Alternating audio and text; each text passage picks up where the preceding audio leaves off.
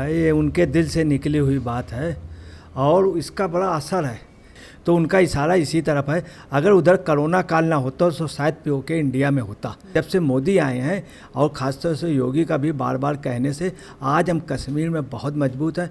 अगर हम पीओके जब चाहेंगे तब ले लेंगे, मगर ऐसा है कि पीओके जैसे एक मलाई का लड्डू खा लेना, तो अब की जो मौजूदा सरकार वो एक मलाई का लड्डू नहीं खाएगी, वो खाएगी तो 3-4 लड्डू खाएगी। क्योंकि एक लड्डू खाने का मतलब हो गया उनको कोई टेस्ट में लगेगा, कहीं लगेगा भी नहीं, तो वो 3-4 लड्डू खाएंगे जो पख्तून बलूच ये वाले। तो इनकी सोच ये, और ग्वादर में डेफिनेटली एक दिन ग्वादर पे अगर इंडिया सबसे पहला वो करेगा तो ग्वादर करेगा जो ओमान की तरफ उस तरफ है, ईरान की तरफ। नमस्कार, स्वागत है आपका एचडीवी न्यूज पर। मैं हूं आपके साथ शिप्रा सैनी। पाकिस्तान अधिकृत कश्मीर को लेकर अब उत्तर प्रदेश के मुख्यमंत्री योगी आदित्यनाथ ने बड़ा बयान दिया है। उन्होंने कहा है कि कंगाल पाकिस्तान के साथ पाकिस्तान अधिकृत कश्मीर भी नहीं रहना चाहता है। इस पूरे मुद्दे पर बातचीत करेंगे वरिष्ठ पत्रकार अजय जी मेरे साथ हैं। अजय जी, बहुत बहुत स्वागत है आपका। योगी आदित्यनाथ का ये बड़ा बयान कि कंगाल पाकिस्तान के साथ तो पीओके भी नहीं रहना चाहता। लगातार भारत में पीओके के विलय की मांग लगातार उठ रही है और यह भी कहा जा रहा है कि मोदी सरकार ने जो वादे किए थे लगभग वो तमाम बड़े वादे पूरे हो चुके हैं। अब बारी पीओके की है और योगी आदित्यनाथ का बयान। इस बीच क्या कहेंगे आप? देखिए, योगी आदित्यनाथ जी ने जो बयान दिया है ये उनके दिल से निकली हुई बात है और इसका बड़ा असर है कि योगी आदित्यनाथ जी आज गए तो उन्होंने सबसे बड़ी बात यह कि 2012 करोड़ रुपए का विकास की योजनाएं उन्होंने परियोजनाएं शुरू की। उसके अलावा उन्होंने ये बयान स्पेशली रूप से दिया और इसका इतना ज़्यादा फ़र्क पड़ेगा। अभी सितंबर को 30 सितंबर को लखनऊ पे भी उन्होंने बयान दिया था, जब हरदीप पुरी वगैरह थे, यही वाला बयान दिया था। पीओके की में बड़ी बुरी स्थिति है, वहाँ लोग आटे के लिए पाकिस्तान में हर जगह दौड़ रहे हैं, 5 किलो आटा बामुश्किल मिल रहा। उसमें ये पोजीशन थी कि पाकिस्तान के सभी समाचार पत्रों, सभी टीवी चैनलों में निकला था और वहाँ निकला था, वहाँ के लोगों ने कहा था उस समय कि भारत से पाकिस्तान में जो स्थिति है बहुत बुरी। पाकिस्तान के लोगों ने उसी के जवाब में कहा था कि उपजाऊ ज़मीन हमारे पास थी, हमारे पास कुछ हो नहीं रहा, जबकि हमारे पास नदियों का पानी ज़्यादा था। और उन्होंने ये भी कहा था कि पंजाब जो हिंदुस्तान वाला है वो काफ़ी डेवलप हो गया, हमारा पाकिस्तान ज़्यादा डेवलप था, लाहौर वगैरह पाकिस्तान के लोगों का वो डेवलप कम हो गया। और यही बात सिंध के लोगों ने कही थी।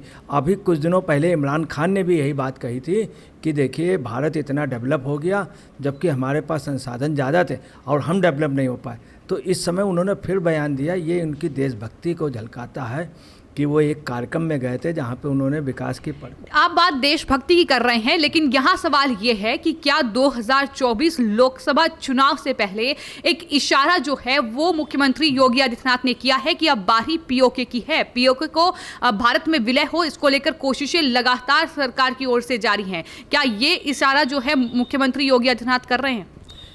उनका इशारा इसी तरफ है कि पीओके की ओर, और उन्होंने कई बार इस तरह से बयान दिए। ऐसे मुख्यमंत्रियों में अगर देखा जाए इकलौते ऐसे मुख्यमंत्री जिन्होंने काफ़ी बार ये चीज़ बोली, तो उनका इशारा इसी तरफ है। अगर उधर कोरोना काल ना होता तो शायद पीओके इंडिया में होता, परंतु जो इंडिया की जहाँ तक सोच है वो ये है कि बलूच और उसको पख्तून पहले अलग हो जाएं, फिर वो पीओके के लिए। चूँकि अभी जब अमेरिका वो जा रहे हैं, मोदी जी आज गए हैं, तो आपको सबसे पहला वेलकम उनका किया है वो पख्तून एसोसिएशन ने वहाँ के और बलूच ने। उन लोगों ने सबसे पहले बयान दिया था आज से कई दिन पहले कि सबसे पहला स्वागत हम करेंगे। और वो लोग बहुत इंतजाम के साथ पख्तून और बलूच, वो उनके एक सांसद भी, एक महिला सांसद भी, वो पहले से तैयार। उन्होंने मतलब जिद कर रखी कि सबसे पहला जो वेलकम हो वो आप अपना राष्ट्रीय गीत रखिए, मगर उसके बाद वेलकम हमारे द्वारा हो। उसके पहले भी यही पोजीशन थी। तो आपको बताना है कि पीओके का भारत अब जो पोजीशन है, पहले का देखा जाए तो ऑफ द रिकॉर्ड ये है कि चाइना की लड़ाई में वास्तव में हम लोग जीते नहीं थे, उनको जितनी जगह चाहिए थी भाषण में ले ली थी। पाकिस्तान वाले में हम कश्मीर में नहीं जीते थे, बांग्लादेश में चारों तरफ घेर लिया था। कश्मीर में बराबर की फाइट होती थी क्योंकि हम काफ़ी नीचे थे, हमारी वहाँ पे मजबूत सामरिक पोजीशन। मगर जब से मोदी आए हैं और ख़ासतौर से योगी का भी बार बार कहने से आज हम कश्मीर में बहुत मजबूत हैं। अगर हम पीओके जब चाहेंगे तब ले लेंगे, मगर अब हकीकत ये है कि मोदी का जहाँ तक सोच है, हमें पीओके नहीं, हमें पूरा पाकिस्तान चाहिए, पूरा पाकिस्तान चाहिए, वो भी मैहर में चाहिए, पूरा पाकिस्तान चाहिए। अभी जिस तरीके से आर्टिकल 370 को भी खत्म किया गया था जम्मू कश्मीर से, उसके बाद बड़ा बदलाव देखने को मिला। जो योगी आदित्यनाथ ने बयान दिया है, उन्होंने इस बात का जिक्र किया है कि पाकिस्तान जो है वो इस वक्त पूरी तरीके से कंगाल है। वहाँ रोटी लोगों को नहीं मिल रही है, आटे का भाव जिस तरीके से आसमान की कीमतें छू रहा है। तो अगर पीओके का विलय जो भारत में होता है तो क्या पाकिस्तान इसका कड़ा विरोध कर पाएगा? इतनी हालात में वो है इस वक्त। देखिए, पाकिस्तान निश्चित कड़ा विरोध करेगा, अपनी आखिरी दम तक करेगा, क्योंकि पीओके मुद्दा ही ऐसा है कि जिसकी वजह से पाकिस्तान में कोई प्रधानमंत्री 2-3 साल रह लेता है। तो पीओके का पाकिस्तान विरोध कर लेगा। अब सवाल इस बात का, क्या पाकिस्तान में इतनी ताकत होगी कि पीओके को बना सके? तो पीओके को बनाए रखने की ताकत पाकिस्तान में पहले भी नहीं थी। दुर्भाग्य ये था कि हमारे देश के हुक्मरान ऐसे नहीं थे। मैं आपको बता रहा हूँ 71 में क्या हुआ कि मानेक शाह को इंदिरा जी ने बुलाया और मानेक शाह से कहा कि बांग्लादेश में चूँकि काफ़ी बांग्लादेशी आ रहे हैं तो हमको वो करना पड़ेगा, तैयारी करनी पड़ेगी। तो मानेक शाह ने कहा, तीनों सेना अध्यक्षों को मिला के बैठा लिए। इंदिरा जी ने कहा ये कभी नहीं हो सकता, कभी नहीं हो सकता, कभी नहीं हो सकता। मानेक शाह से कहा और मानेक शाह से उसके बाद बात नहीं की, मानेक शाह चले आए। उसके बाद जब मानेक शाह रिटायर्ड होंगे तो उनकी पेंशन रोक दी गई थी। अब भारत रत्न ज़बरदस्ती इंदिरा जी ने खुद ले लिया था, जबकि लेना नहीं चाहिए खुद प्रधान। तो आपको बताना, पहले के जो वो थे हमारे देश के सरकारें, उन्होंने इस पर ध्यान नहीं दिया। वो कतई नहीं चाहते थे पीओके का विलय हो।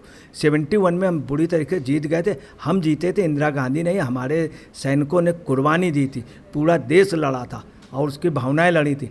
तो उसमें जब हम लोग लड़े थे तो उसमें क्या हुआ, इन्होंने सारे सैनिक वापस कर दिए थे।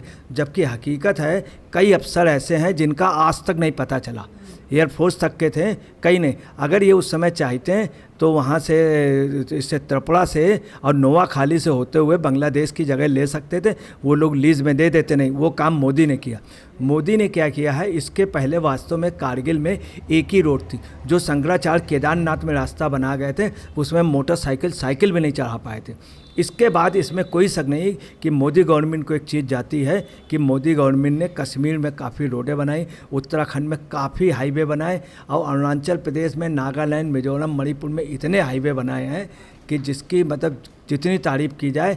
तीसरी क्या है, हमारे पास जल थल नभ 3 सेनाएँ थी और आज हमारे पास हिल की भी आर्मी है। आज अगर हम पीओके को जब चाहें तो ले सकते हैं।